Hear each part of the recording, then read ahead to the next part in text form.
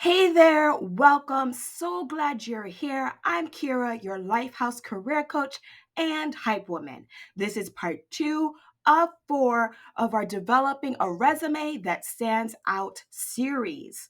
Today, we're going to dive into discovering your career copy, aka that secret sauce that makes employers and admissions counselors stop and say, whoa, I need to meet this person. I want this person a part of my program or a part of my team. All right. So you might be asking yourself at this point, like, what in the world is career copy? Don't worry about it. We're going to cover that today. And the reason we're going to cover it is because you absolutely need career copy. So, how are we going to go about it? Well, first, we're going to break down what career copy is. We're going to talk about why it matters. And then we're going to talk about the key ingredients to make it really powerful.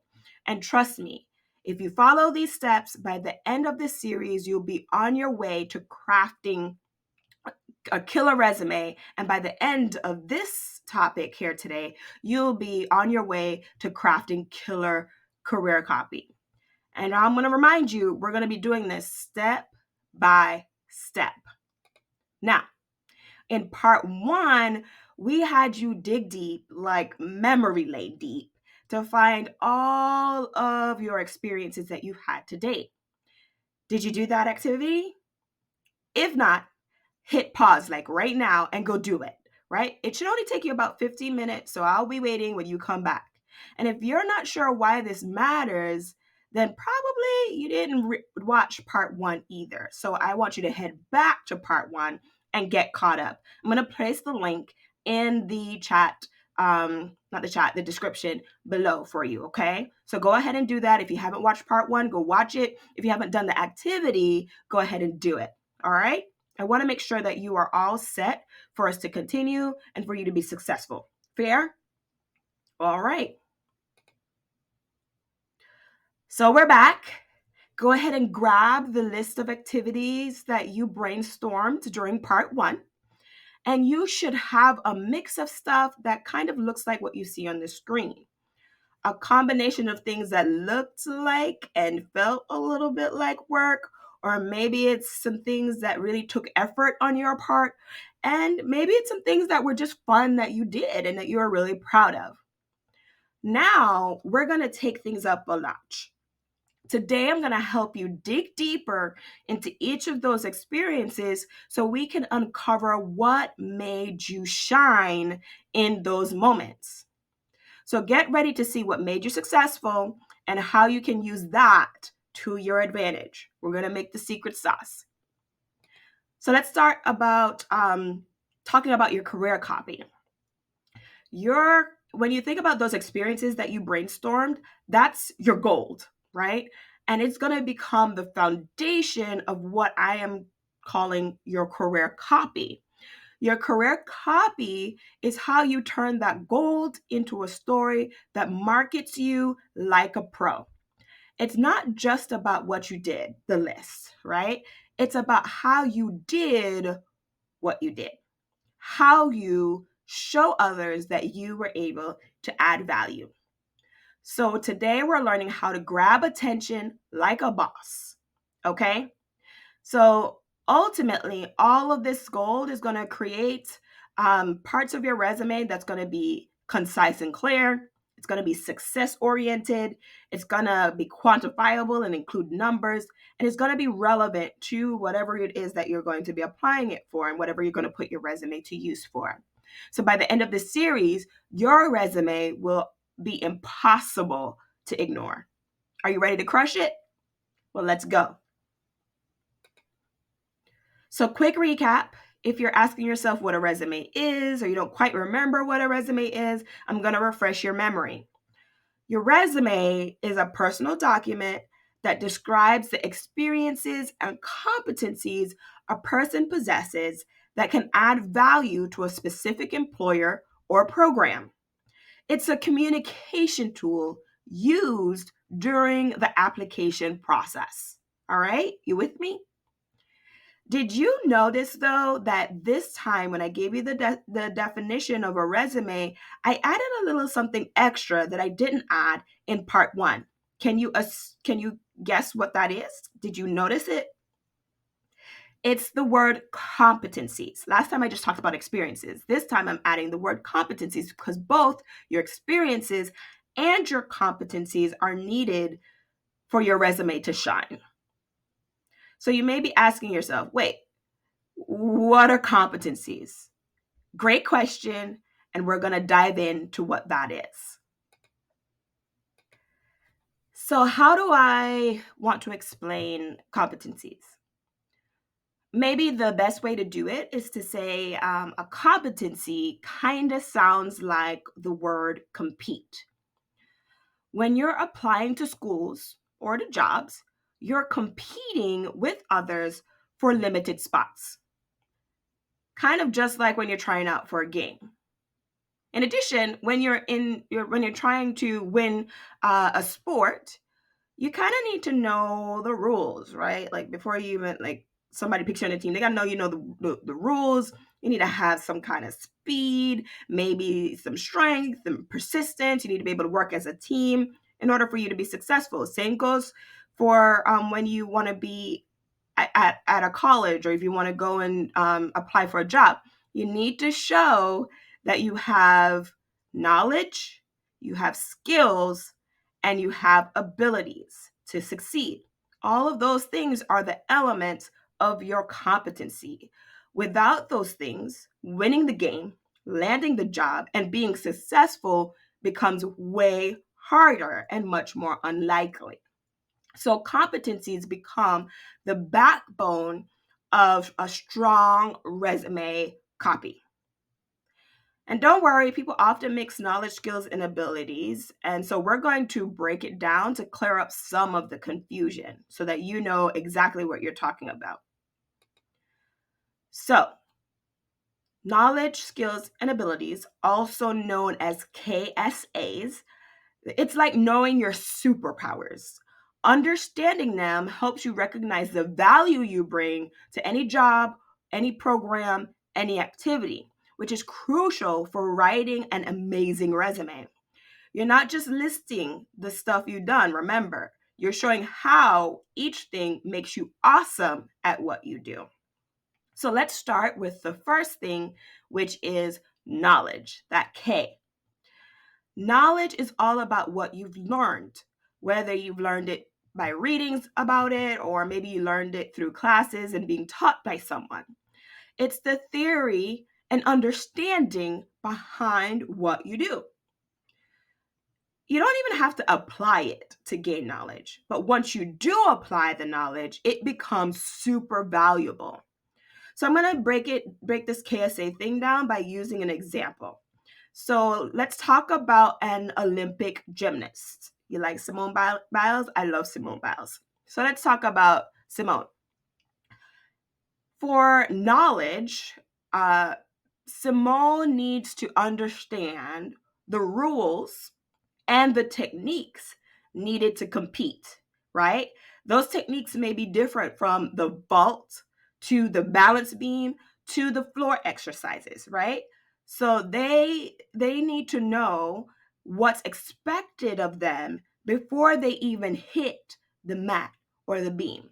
That's the knowledge that they're bringing along with them. But then you got the skills, the S. Skills are what you developed when you take what you know and put it into action. Skills have to be demonstrated.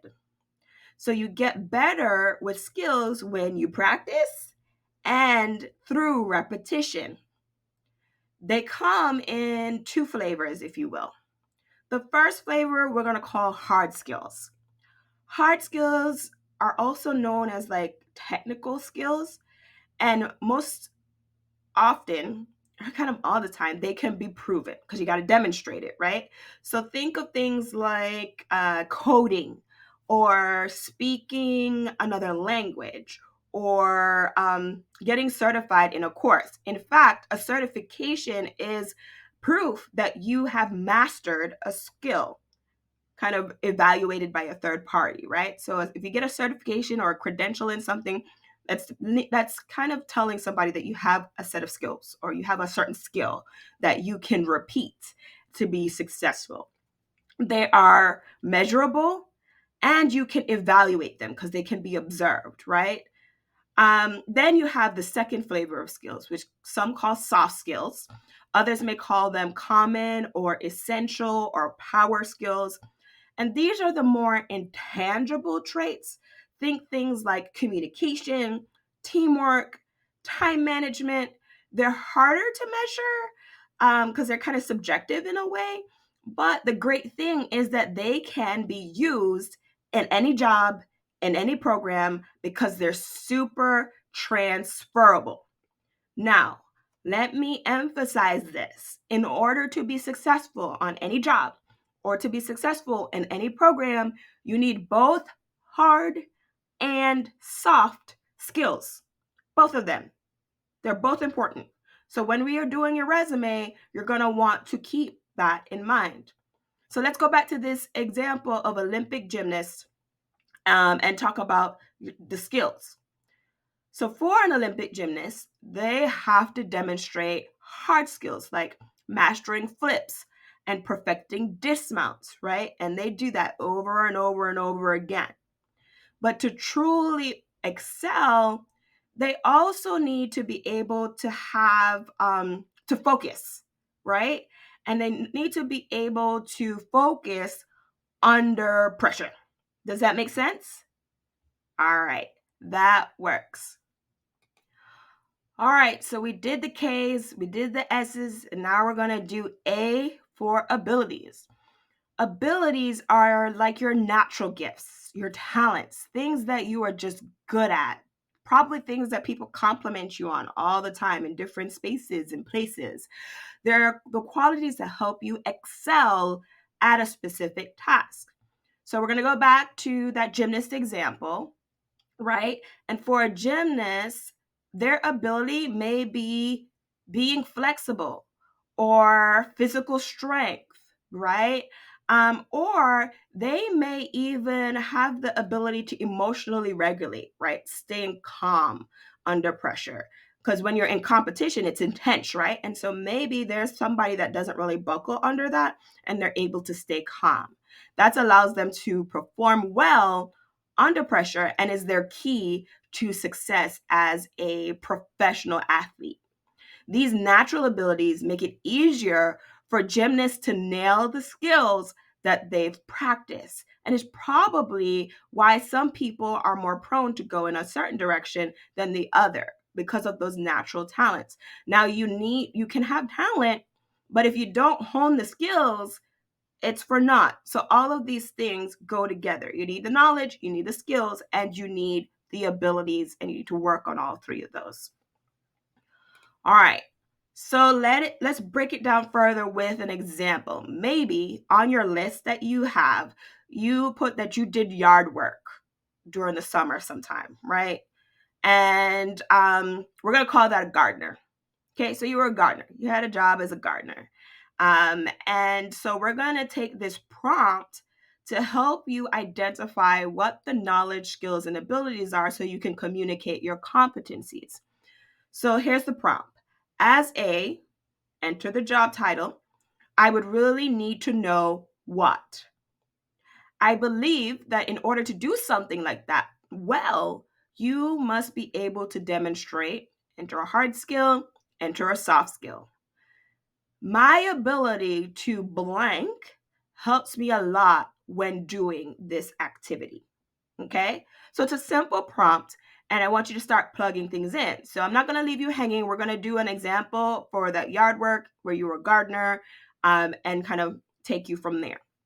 So you might say that as a gardener, you need to know different landscapes, maybe different soil types, and how to care for plants. Maybe that's your knowledge base that you're working with, right? Because all plants are different. How you take care of a rose bush is probably not how you take care of an orchid, right? You with me? So you might need to know those differences. And then when we think about hard skill, in order to do something like look after plants well, you might need to have and be able to properly use gardening tools, because not all gardening tools are created equal. So that's the technical skill that you can demonstrate and have demonstrated in the past. And then when we go to soft skills, maybe as a gardener, you might say something that you are observant. You notice when the leaves are starting to get yellow, or maybe you notice that different sorts of insects that might be harmful or beneficial to a plant. And so you pay attention to detail. So that might be your soft skill, right? And then when we think about your ability, what makes you the person that's better at gardening than the other? Maybe you have a natural ability to focus for long periods, or maybe yet here in Florida, right? You like hot temperatures. You can stay out in the heat for a long time and not be bothered by it. Maybe somebody from up north might not have that ability or care to have that ability. You see how this all fits together? Your KSAs turn experiences into strengths. All right, so here's the activity for part 2. I want you to put this into action and give it a try. It's your turn to take that brain dump list and level it up with your knowledge, skills, and abilities. So take a look at each experience and use the prompt to fill in your KSAs. Now, if you're thinking you need some questions to help you reflect, I would say, what did you already know before going into the experience that was helpful? Or what did you learn through the experience that helped you improve, right? Or helped you do that thing better? The other question I might ask is, what did you learn to do well because of the experience, or what was your natural talent that you feel gave you an edge while doing that experience that you probably relied on in order to be successful? I don't want you to overthink it. I just want you to jot down what comes to mind, because not, the answers that you give may not be the answers that somebody else gives, and that's completely okay, because these are your unique strengths, your KSAs, to talk about who you are and what makes you successful. Again, not the comparison game. We're talking about you and your secret sauce. So this is where we start turning those experiences into strengths and then use that to build a killer resume. Now, I'm not just going to leave you hanging and say, go figure out all the competencies. That's not how I roll, okay? But I know it can be tough to pick the ones that feel right for you. So I'm going to help you out here. I've put together a short list of competencies to inspire you. This is not an all-inclusive list. There are so many more, but perhaps this is something that you can pull from. These skills that you see here are the ones that always come up when career coaches like myself talk to employers. They say that these skills are absolutely necessary for people to be career ready and are super useful for you to be successful in projects and educational programs, okay? So you can use this list to kind of kickstart your reflections and see which ones best fit your experiences. And, my whole goal is to help make this process a breeze for you, okay? So I told you I got your back. I'm giving you all the things that you need to complete this activity. Now, this activity should take you no more than 30 minutes. So go through each experience and you're going to want to list and complete the prompt on the screen. And then you're going to start connecting the dots between experiences and your competencies. All right. Guess what? I have something else. I've created a competency reflection worksheet that you can use to make it even easier for you. So just head on to our website, www.lifehouse.com. Remember, that's life with a Y, not an I, and download your competency reflection worksheet from the resources section to help you put this into action. All right? So let's recap. Here's what we said we'd cover, and look how far we've come. We talked about what career copy was. We explored what it was and why it was important for your resume. We talked about KSAs, which is knowledge, skills, and abilities. So you now know how to break down your experiences and identify the competencies, that secret sauce that makes you career ready and that'll make you successful. Then we had some reflection time. So you took a deeper dive into your experiences to connect them to your strengths. I gave you a competency list and we gave you some top competencies that employers love. And you've started identifying your own probably in your mind. So you got the worksheet and the prompt to help you refine your resume again step by step. So keep reflecting, keep refining, and you're well on your way to creating a resume that stands out from the crowd. Thank you so much for joining us today. I hope you had fun reflecting on your experiences and identifying your secret sauce to building your career copy.